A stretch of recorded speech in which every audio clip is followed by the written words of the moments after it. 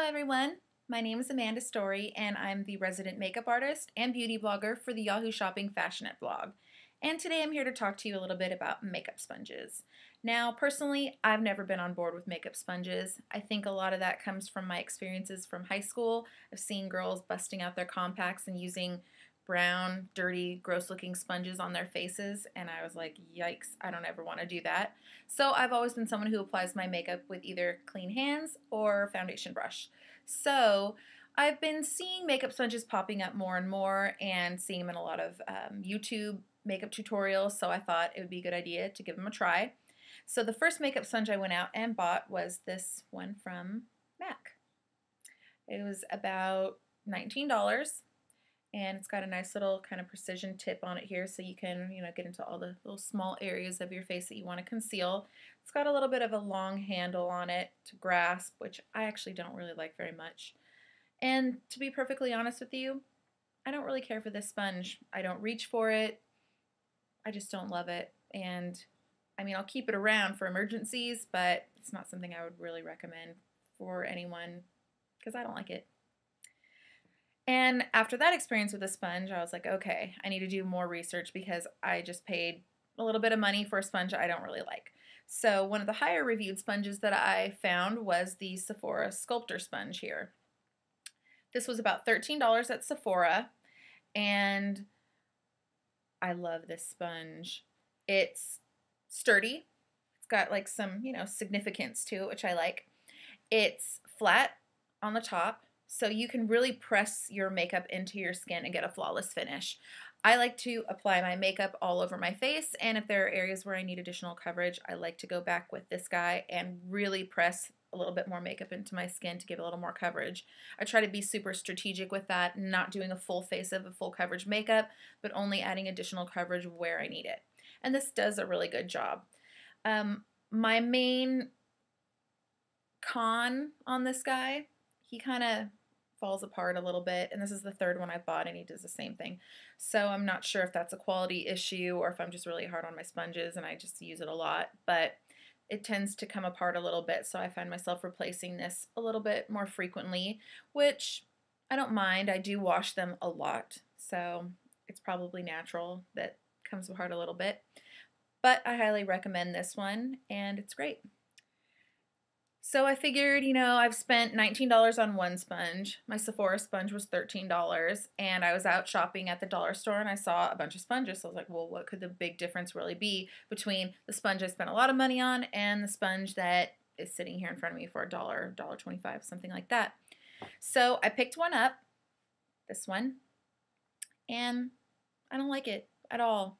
It's a stiffer texture. There's something about it that just doesn't work. It doesn't give my skin that smooth finish. It sort of slides makeup around on my face, which I don't like. And I actually ruined this one by pressing a little bit of the Lolly Tint Cheek Stain from Benefit into my cheeks. And that actually looked okay, but I just don't reach for this one. I don't like it. I don't ever go into the smaller side. I don't know. I'm just not a fan of it. Get what you pay for, I guess. So following that purchase, I went ahead and I broke down, after hearing everybody on YouTube, all these makeup gurus, all these reviews about the Beauty Blender sponge. I was like, I gotta see what this hype is about. I gotta try this Beauty Blender sponge. So I bought it. And I was a skeptic. I was like, I'm not gonna like it. It's it's overhyped. People, I don't know. I just almost like I didn't want to like it because everybody liked it, which seems really silly. But I love it. It's great. It's really soft. It's a little softer than my other sponges, which is kind of nice. It gives a little bit of a softer finish. I find myself using it a lot. So yeah, I don't know that I like it more than the Sephora sponge, but I use it a lot. I guess I kind of use it in different areas. I like this one a little bit around my eyes more when I'm pressing a little concealer into my eyes. It's a little softer texture. Kind of gives a little bit more of a fine, not as much coverage finish as the Sculptor sponge, but I use it a lot. I really, really like it. I paid $19.95 for this one. You can buy it at Sephora. You can buy it at the Beauty Blender website. These are kind of everywhere. I think you can even get them at some Walgreens. So yeah, it's good. I really like it. Okay, the next one I'm kind of freaked out about because I love it so much. I'm a big fan of Real Techniques about Sam Chapman and Nick. I love Pixie Woo. I think they're great. Everything that they've ever recommended, I've loved. So when I saw that they had a makeup sponge coming out, I was like, put it in the basket. I've got to have it. And it came in the mail, and it looks like this. And once again, ladies, you have not let me down. This thing is awesome. I feel like this will be my new go-to sponge for sure. One thing I like about it, it doesn't have the little kind of, waist on it like the Sephora one, which kind of breaks. This is a nice solid feeling. It fits nicely into my hand. It's got that same flat texture right there, that flat space that really presses makeup into my skin nicely.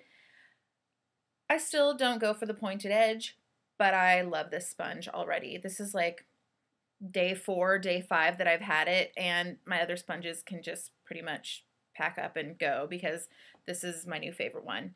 It was $6. I bought it at the Real Techniques website. You can also get these guys at Bed Bath & Beyond. I know they have their other brushes. I'm not sure if they have the sponges in the new collection in store yet, but I highly, highly recommend it. And for $6, I'm going to buy these by the 12 pack because I need to have them on hand for everything. I want to use this for blush. I want to use it for, liquid products, foundations, concealers. I want to have one for every part of my face. This guy is awesome. And on to cleansing your sponges, because that was obviously my big deterrent to go into the sponge world. I don't want gross, nasty foundation caked sponges on my face. I don't want to use them day in and day out. I don't think that's very good for your skin. So part of investing in a sponge is investing in a way or figuring out a way to clean it regularly, like a lot. I try to do mine twice a week, once a week, if I'm busy, but it's got to be done regularly. And my best technique for washing my sponges has been actually my blender cleanser solid from Beauty Blender. I bought this at Sephora for $16.50, I think. I've had mine for a couple of months. It's really awesome. It's this little kind of wedge of soap, little flat soap that I rub my Beauty Blender sponges on. I rub all of my sponges on them, get lots of soap in there, and then run them under the water, get all of the makeup out, and it works really well. My brushes and actually use this on my brushes too. It's really good for that, both.